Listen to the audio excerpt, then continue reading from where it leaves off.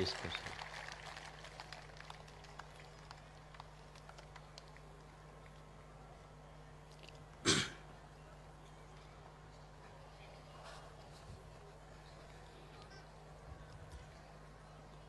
ಒಟ್ಟು ಜನರಿಗೆ ಕ್ಯೂರಿಯಾಸಿಟಿ, ಇವ್ರನ್ನ ಎಲ್ಲಿಂದ ಹುಡುಕಿರ್ತಾರ, ಇವ್ರು ಎಲ್ಲೆಲ್ಲಿಂದ ಬಂದಿರ್ತಾರ.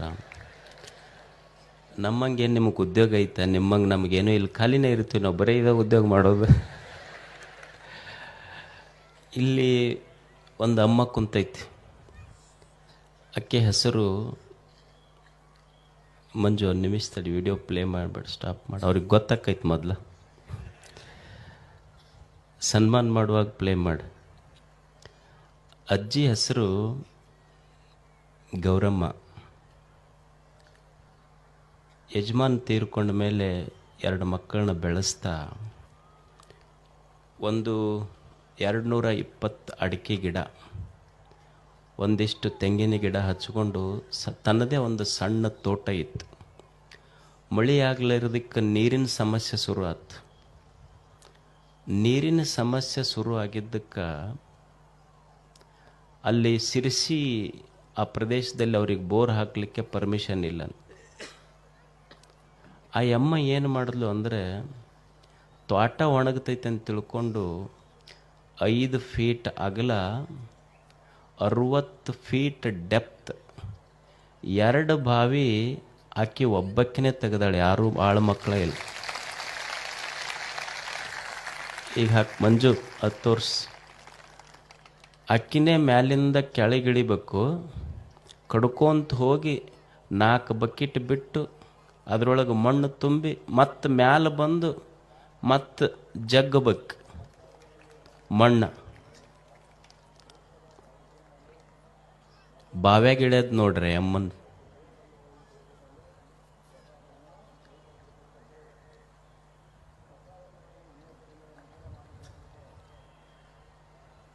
ನೋಡಿದ್ರೆ ಹೆದರಿಕೆ ಬರ್ತೈತಿ, ಇಳ್ಯದಂತೂ ದೂರ ಉಳಿತದ.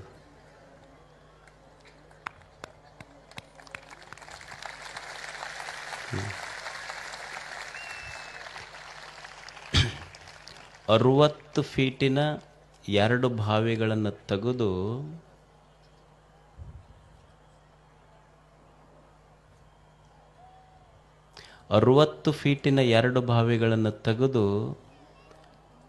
ಅಲ್ಲಿ ನೀರು ಬಂತು. ಗೌರಮ್ಮ ಕರೆದಾಳ, ಗಂಗಮ್ಮ ಓಡಿ ಬಂದಾಳಲ್ಲಿ ಅಷ್ಟು. ಈಗ ತನ್ನ ಹೊಲಕ್ಕೆ ತನ್ನ ಬಾವಿ ನೀರ ಉಪಯೋಗ ಮಾಡ್ತಾಳಕ್ಕೆ.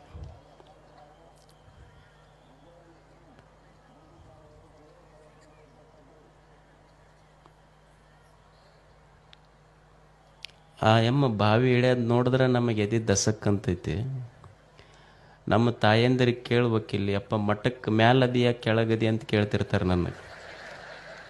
ಯಾಕಂದ್ರೆ ನಾನು ಮ್ಯಾಲದೀನಂದ್ರೆ ಅಪ್ಪ ಇಲ್ಲೇ ಕೆಳಗ ದರ್ಶನ ಕೊಡು, ನಮ್ಮ ಮಂಡಿ ನೋವು ಅದಾವ, ಹತ್ತಕ್ಕಾಗೋದಿಲ್ಲ ಅಂತಿರ್ತಾರೆ. ಮನ್ಯಾಗ ನೀವು ಏನರ ತಾಯಂದಿರಿಗೆ ಹೇಳ್ರಿ, ಅಲ್ಲ ಸ್ವಲ್ಪ ರೊಟ್ಟಿ ಬಡಿಯೋದು ಮತ್ತು ಬಟ್ಟೆ ಗಿಟ್ಟಿ ಹೋಗಿ ಅಂದ್ರೆ ಗೊತ್ತಾಗಿಲ್ಲ, ನೀ ಅಡ್ಡು ಸಿಜರಿನ್ ಆಗ್ಯಾವ, ನಮ್ಮ ಭಾಗಕ್ಕೆ ಬರೋದಿಲ್ಲ ಅಂತಿರ್ತಾರ ಅವ್ರು. ಆ ತಾಯಿ ನೋಡಿ, ಅಂದರೆ ಶ್ರಮ ಸಂಕಲ್ಪ ಇದ್ದರೆ ಮನುಷ್ಯ ಏನಾದರೂ ಸಾಧಿಸ್ಬೋದು. ಯಾರು ಬಡವರು ಅಂದ್ರೆ ದುಡ್ಡಿಲ್ಲಾರದವ್ರು ಬಡವರಲ್ಲ, ಏನಾದರೂ ಜೀವನದಲ್ಲಿ ಮಾಡಬೇಕನ್ನುವ ಸಂಕಲ್ಪ ಯಾರ ಎದೆಯೊಳಗಿಲ್ಲ ಅವರು ನಿಜವಾಗ್ಲೂ ಬಡವರಷ್ಟೇ ಭೂಮಿ ಮೇಲೆ. ಆ ತಾಯಿ ತನ್ನ ಹೊಲಕ್ಕೆ ತಾನೇ ಕೈಯಾರೆ ದುಡಿದು ಶ್ರಮಪಟ್ಟು ಬಾವಿ ತೆಗೆದು ಬಂದ ನೀರಿನಿಂದ ತನ್ನ ಹೊಲವನ್ನು ತಾನು ಉಳುಮೆ ಮಾಡ್ತಾ ಇದ್ದಾಳೆ, ತನ್ನ ಅಡಿಕೆ ಗಿಡಗಳಿಗೆ ನೀರು ಕೊಟ್ಟಿದ್ದಾಳೆ. ಆ ತಾಯಿಗೆ ಪೂಜ್ಯರ ಆಶೀರ್ವಾದ.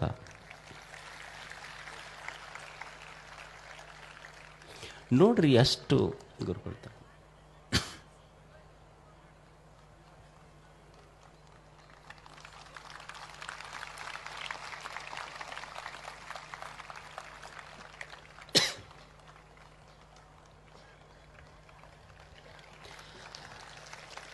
ಈ ಸಂಸ್ಕಾರ ನಾವು ಮನೆಯಲ್ಲಿ ಮಕ್ಕಳಿಗೆ ಬೆಳೆಸಬೇಕು.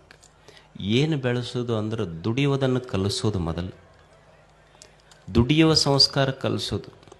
ಭಾಳ ಮಂದಿ ಮಠಕ್ಕೆ ಬಂದಾಗ ಹೇಳ್ತಾರೆ, ಯಪ್ಪ ನಿನ್ನ ಆಶೀರ್ವಾದದಿಂದ ಮಗಳು ಭಾಳ ಚಲೋ ಮನೆಗೆ ಬಿದ್ದಾಳ, ಚಲೋ ಮನೆಗೆ ಬಿದ್ದಾಳಂದ್ರೆ ಏನು ಅಂತ ಕೇಳಿದ್ರೆ ಈ ಕಡೆ ಕಡ್ಡಿ ತೆಗೆದು ಈ ಕಡೆ ಹಾಕಂಗಿಲ್ಲ.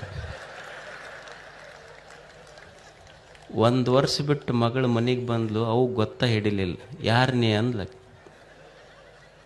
ಆಕೆ ಕಡ್ಡಿ ಹೋಗಿ ಗುಡ್ಡ ಆಗಿದ್ಲಕ್ಕೆ, 100 kg ಆಗಿದ್ಲು.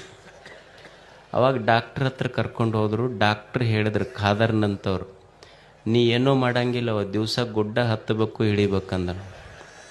ನೀ ಮೊದಲ ಮಗಳಿಗೆ ಕಡ್ಡಿ ತೆಗಿ ಅಂತ ಹೇಳಿ ಬಿಟ್ಟಿದ್ರೆ ಈ ಗುಡ್ಡ ಹತ್ತಿದ್ದಿಲ್ಲ ಅಕ್ಕಿಗೆ ಅಂತ. ಅದಕ್ಕೆ ಮಕ್ಕಳಿಗೆಲ್ಲ ದುಡ್ಯ ಸಂಸ್ಕಾರ ಕಲಿಸೋದು. ಮತ್ತು ಇನ್ನೊಂದಿಷ್ಟು ನಾನು ಭಾಳ ನೋಡ್ತಿರ್ತೀನಿ. ಇದ್ರ ಸಾಮಾನ್ಯವಾಗಿ ತಾಯಂದ್ರೆ ಏನು ಹೇಳ್ತಿರ್ತಾರೆ ಮಗಳಿಗೆ ಅಂದ್ರೆ, ನಿಮ್ಮ ಯಜಮಾನ್ ಒಬ್ಬನ ದುಡಿಬೇಕನ, ಉಳ್ದವ್ರು ಸುಮ್ಮನೆ ಕೊಡ್ತಾರೆ, ಕರ್ಕೊಂಡು ಹೊರಗೆ ಹೋಗಂತಿರ್ತಾರೆ ಅವರು. ಈ ಸಂಸ್ಕೃತಿಗಿಂತ ನಾವು ಮಕ್ಕಳಿಗೆ ಏನು ಕಲಿಸ್ಬೇಕಂದ್ರೆ, ಈಗ ಅಣ್ಣತಮ್ಮಗಳು ಅವ್ರು ಕುಂತುಣಲಕ್ಕ ನೀನು ಬ್ಯಾರೆ ಆಗೋದು ಕಲಿಬೇಡ, ನಿನ್ನ ಗಂಡನ ದುಡಿಯುವ ರಟ್ಟಿಗೆ ಶಕ್ತಿ ಕೊಡ್ರಿ ಅಂತ ದೇವರಿಗೆ ಕೇಳ್ಕೊಳ್ಳೋದು ಕಲಿಬೇಕು. ದುಡಿಯುವ ಸಂಸ್ಕಾರವನ್ನೇ ದೊಡ್ಡದು. ನೋಡಿ, ಆಕೆ 60-65 ವರ್ಷದ ತಾಯಿ ತನ್ನ ಹೊಲಕ್ಕೆ ತಾನೇ ಬಾವಿ ತೆಗೆದು ಆದರ್ಶ ಮಹಿಳೆಯಾಗಿ ನಮ್ಮೆದುರಿಗಿದ್ದಾಳೆ.